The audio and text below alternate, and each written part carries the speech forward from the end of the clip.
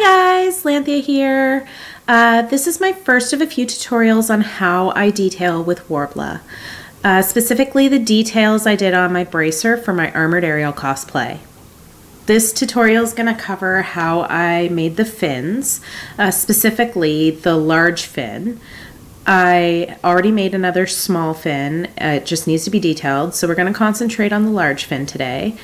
The process is the same for both, so we're just going to get started. As far as patterning goes, Phaleure has some amazing tutorials out on how she made her mermaid bracers, and that's where I learned how to make fins, so I highly recommend checking those out.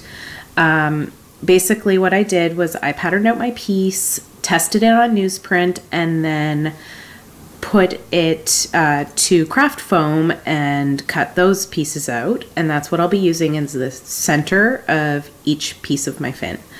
I like to start from the center and work my way out, so we'll start with the two middle pieces, and you want to cut your Worbla just a bit larger than your craft foam pieces.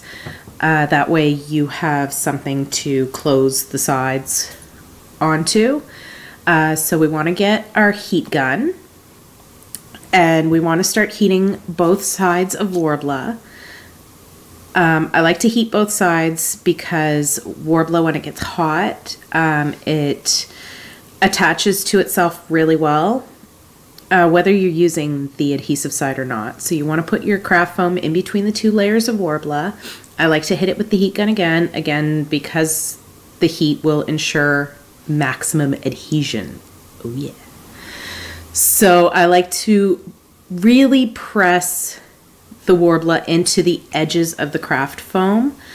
Really get in there. You can use your fingernails if you can handle the heat. If not, certainly use a spare piece of craft foam or the edge of your scissors. I highly recommend getting a nice heavy-duty pair of scissors too when you're cutting with Worbla. Once it starts to cool down, it gets harder to work with. So when it's hot though, it's not bad to cut with just about anything. I like to also leave a little lip of extra Worbla on your long edge of your first piece that you've done, just so that the other piece has something to adhere to. And we're going to do the same thing on the other side. We're going to sandwich our craft foam in between the two pieces of Worbla and then hit it with the heat gun again.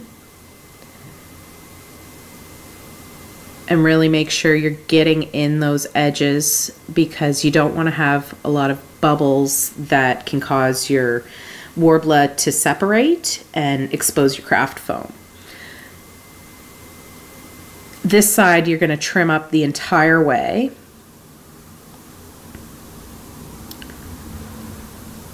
Where you already have the lip on the other side, so you don't need to worry about having a lip on each side. So you're going to want to heat up your pieces again.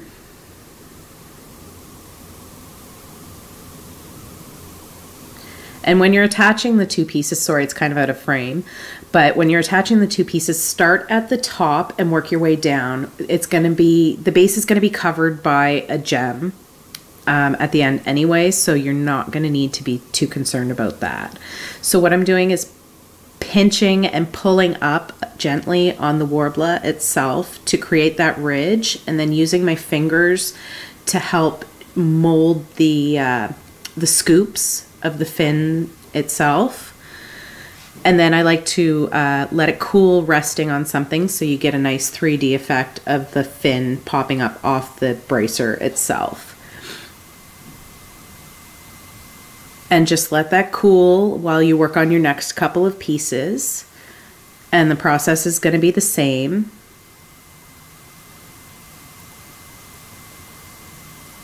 You're going to want to heat up both pieces of Worbla.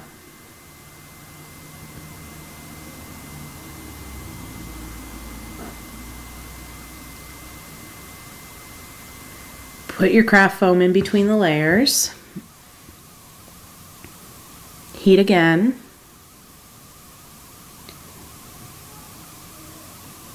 and then push down so that you're not getting any air bubbles. I also like to push down on the top where the craft foam is flat and get out any extra air bubbles. But if you do have air bubbles, no worries. You can always use a pin to pop the bubble and push the air out. And it will be like you've never even had an air bubble there. So heat up your other side.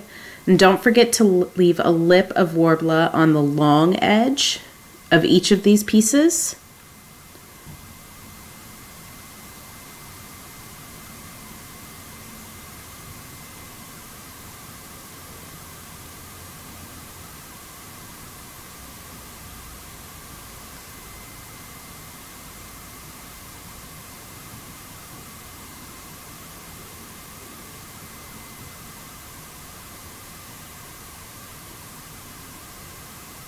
So trim up the excess. Right here I made a mistake and I actually started cutting the lip off. Luckily Worbla is extremely forgiving, so all I had to do was press it back on there and we're good to go again. So you want to heat up both the back of the middle piece and the lip of the other piece that you're attaching to. Start at the top and then pinch and pull up to create that ridge.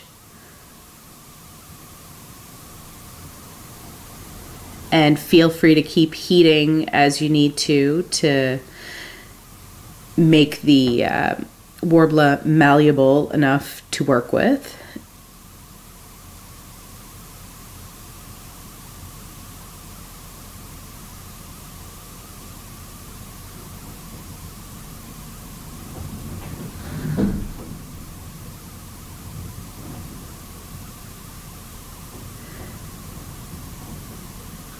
And when you're shaping the scoop, just I use my finger as a bit of a guide to help with the scoop.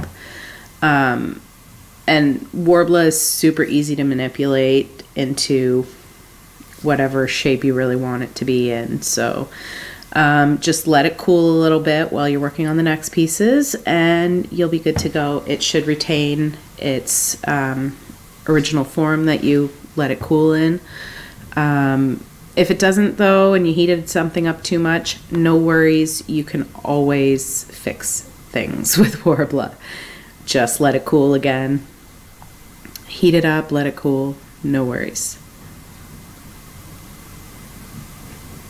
So guys, I really do not work this fast. I have speeded up the entire video to make it a decent length so you didn't have to sit here watching me cut out each piece for forever.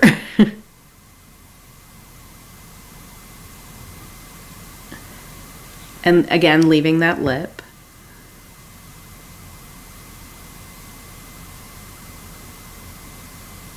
Starting at the top, because again, the base is going to be covered by that gem that we're going to attach after we attach the fin onto the bracer itself. So pinching and pulling up on the Worbla a little bit so you get a nice ridge.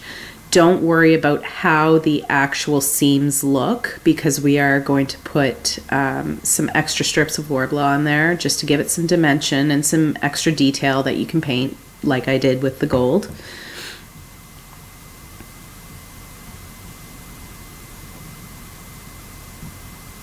And this is the last piece. Yay!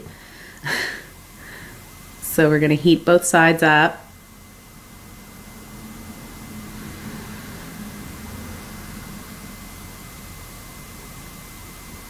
Put your craft foam in. Cover the other side. And I was really scraping the bottom of the barrel and just using scraps for all of the fins.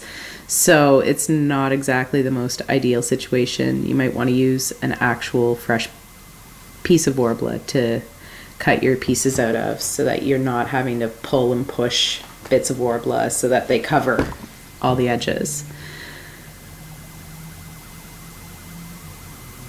And just cut that one out, leaving the lip on the long side again. heat up the back of the fin itself and the lip of the other piece of Worbla that you're attaching, and doing the pinching and pulling, create that last ridge, and then the scoop, and then let it cool completely.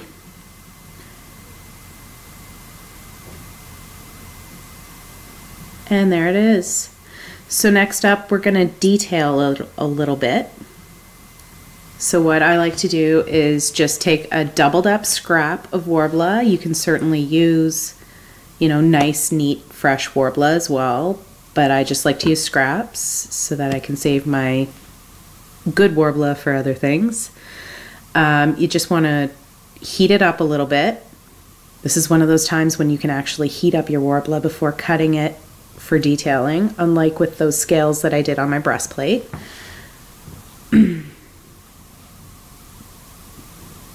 And you just want to trim up the edges so that you're getting a full, complete, doubled up strip of Worbla every time you cut. A nice, neat, clean edge. And then you just want to cut thin strips. You can certainly measure it out and draw lines and use a ruler. I don't tend to do that because I'm lazy and just want to get to it. So I just eyeball it. If I cut something that's too thick, not the end of the world.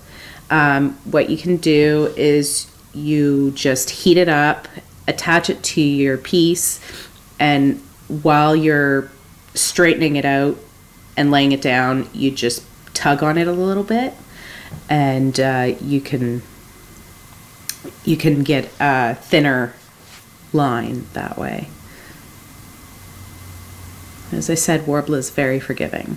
So you want to heat up both your piece that you're attaching it to and the strip itself, and then just lay the strip down the seam and straighten it out, press down gently on it, and you've got dimension. So you just want to keep doing that for each of the seams.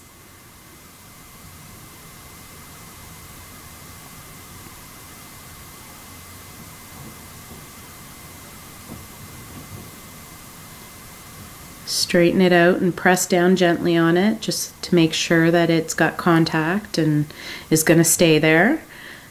And then we'll do that a couple more times. I'm only detailing half of this, and I'll finish the other half off camera just because I wanted to keep this fairly short. It's my first tutorial, so still playing around with things and learning.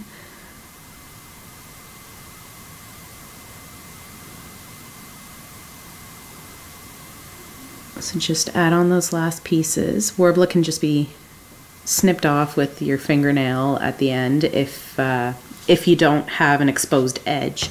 So that's going to be covered by the gem, so no worries. Then you want to just detail around the top. So you lay your Worbla strip all the way down, and then you pinch at the points and then push everything else down. Make sure that it comes in contact with the other piece of Worbla. There I didn't have quite enough, so I just added another little piece and snipped off the end there because that will be exposed. People will see that edge. So then I just pinched it a little bit just to make sure that things stayed properly. And yeah, that's about it, guys. I hope you liked it and can't wait to do more in the future. I'm going to be doing borders next.